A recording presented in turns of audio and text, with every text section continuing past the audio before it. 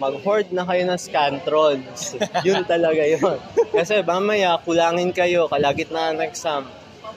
Alam ba yung Scantron sa NEET 8 ba yun or 9? I'm not sure, hindi ko natanda. Basta marami yun.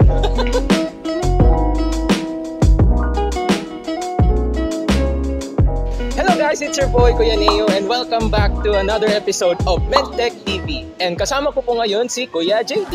Hello, I'm John Lawrence Dominic Di Macabinta, a third-year medical technology student. Here with me today is Kuya Ken. Hi. Ganun lang.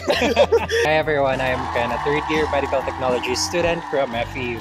Okay, so since nga naman ngayon, this is the season of battery exam. Alam ko na meron sa mga ka-year 2 terms natin ngayon na medyo parang kinakabahan, no? So, para mas ma-encourage sila or mas ma-inspired sila, let's ask some questions kay Kuya na who is a third-year student about his battery exam experience. So, ready ka na ba, Kuya? Ready.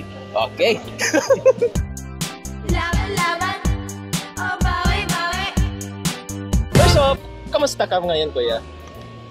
Siguro I'm feeling a little bit ecstatic kasi syempre kaka-release din ng grades ng third year ngayon. So, congratulations to my batchmates out there na mag-i-intern na.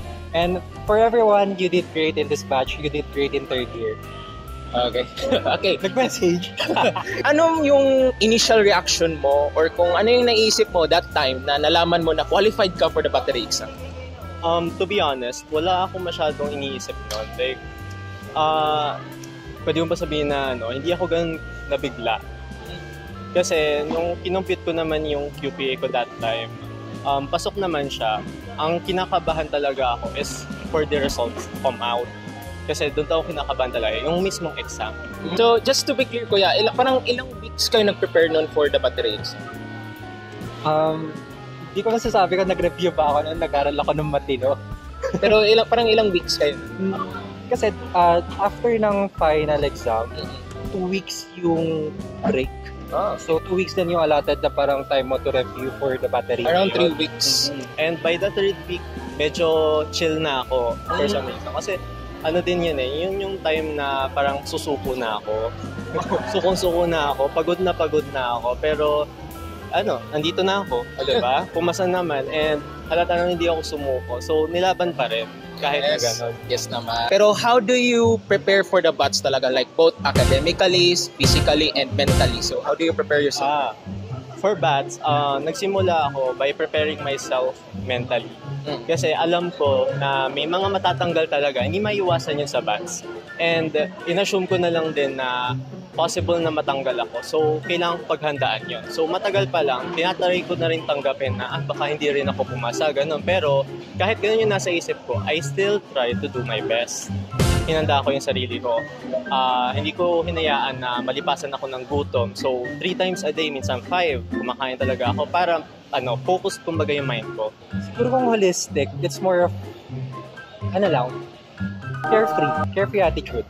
Kasi I didn't want to pressure myself during the battery exam season. So, syempre, alam ko na there's a pressure that if hindi ako papasa ng battery, hindi na ako tutuloy sa medtech.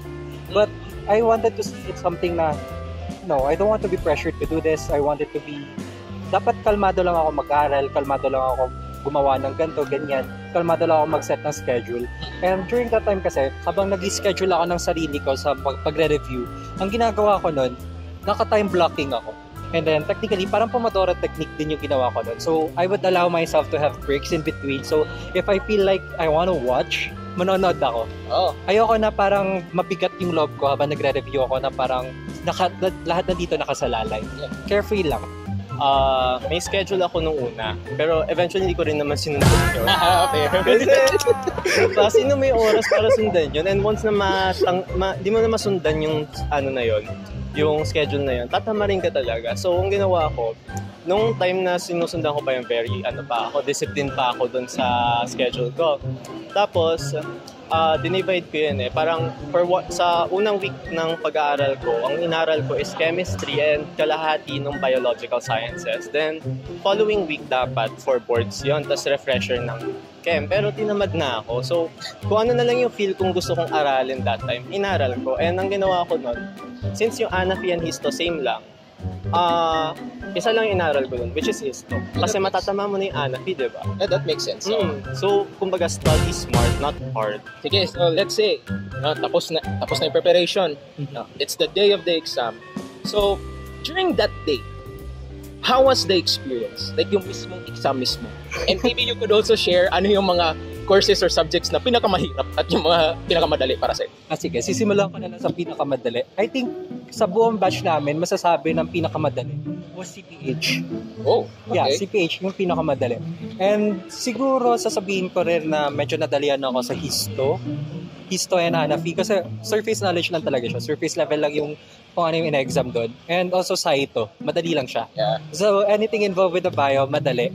Anything involved with chemistry, sorry, you have to prepare yourself. Mahirap talaga siya.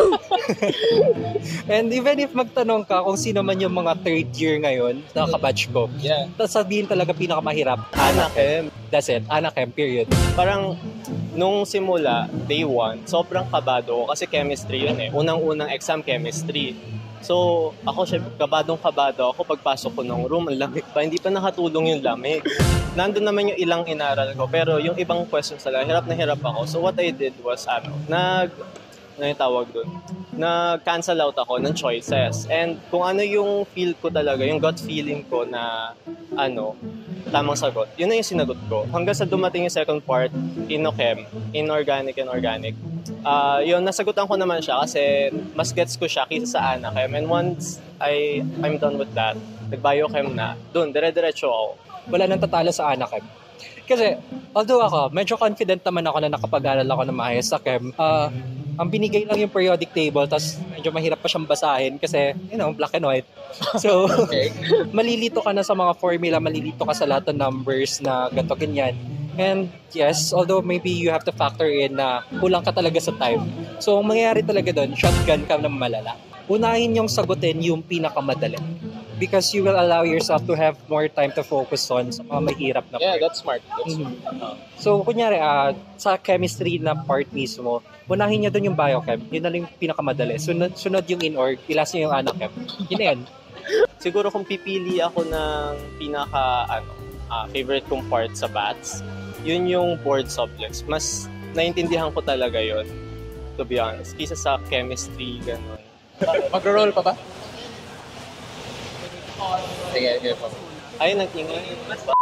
Overall, from the preparation to the battery exam and also sa results ng battery exam, how was your battery exam experience po talaga?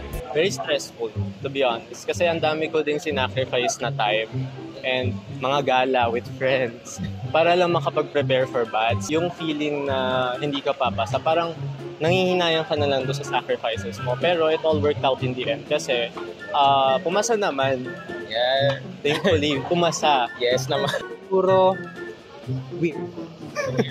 I don't know why I called it weird. Yun yung first na unang pumasok sa isip ko eh. Weird siya. Like, in a sense na kakabahan ba dapat ako? Magsasaya ba dapat ako? Magsaselebrate na ba dapat ako? I don't know what to think. Like, it's a myriad of emotions. Like, I don't know kung ano yung uunahin kong isipin. Should I be grateful na tapos na siya? Or should I be worried? Kasi during that time, it's actually a risk. A risk na, syempre, alam naman na namin yung mga sabi-sabi ng mga seniors na mabigat yung third year. And now na third year ako, mabigat talaga siya. Sobrang bigat. So, you have to factor in. Hindi, joke lang. You actually have to... yeah, 2.2.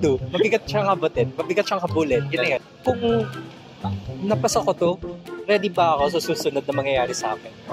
So, overall, the experience was weird but weirdly enticing.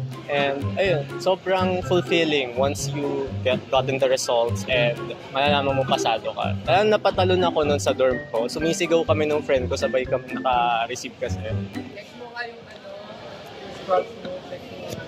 Scrubs.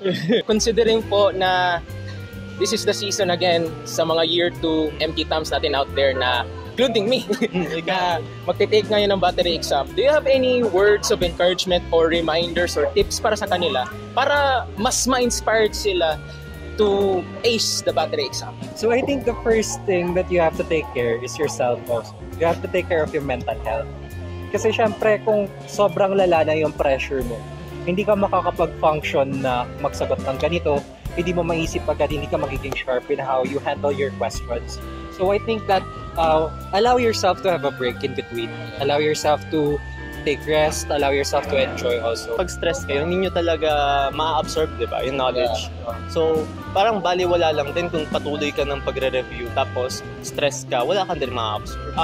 Take the time to, reflect din kung para saan ba yung laban nyo sa, academically, kumbaga, para saan ba? Like, para ba sa family, para sa sarili nyo, gano'n. Kasi, kailangan nyo na may pangahawakan kayo para ipagpatuloy pa rin yung pag-aaral nyo dito sa Faith goes a long way naman. So if you believe and if you already prayed for it, you have to believe that you will claim it. Pray kay St. Jude. Ako, pinanghawakan ko si St. Jude actually. Nagtikirik ako ng kandila about a week before the battery exam. And every day na-bisita ako doon. Nagdadasal ako saglit, say thanks, ganon, para may guidance ako habang nag-e-exam. So yun lang, kapit lang din sa mga pinaniniwalaan nyo. Huwag na kayo mag-review the night before kasi mas stress lang kayo. And once na ma-stress kayo, mental block talaga kayo, I swear. Yung akong gayahin, day 1. Kasi sobrang stress ko sa chem Nagbasa pa ako beforehand Ayun, na mental block na. Pero pumasa pa rin. Pumasa pa rin. Diba? Papasa ka din dyan, for sure. If it aligns, it's for you. Wala na akong tip. Nubos na yung tip ko. Was that all? Yung gusto mong sabihin? Good luck. Okay. Sige, so thank you so much, Kuya Ken, for your time. Good luck lang talaga sa inyo, sa buong batch nyo. And I hope that I see all of you in your white uniforms and blue scrubs. Ayun, yan naman. That's it for our episode of MT MedTech TV. Okay? So, as your fellow Year 2 student, I hope and pray na tayo pong lahat ng mga Year 2 students will pass and ace the battery exam. And whatever man will happen, always remember that we have a unique story to tell. And we will arrive in the same destination, RMT. Okay? So, it's okay to swim in pressure, to swim in nervousness. It's okay. It's fine. But don't drown in it. Just keep swimming, mga ka-MedTech tams. Anyway, that's all for our episode of MedTech TV. So thank you so much for listening. God bless. Take care. Bye-bye! Swim!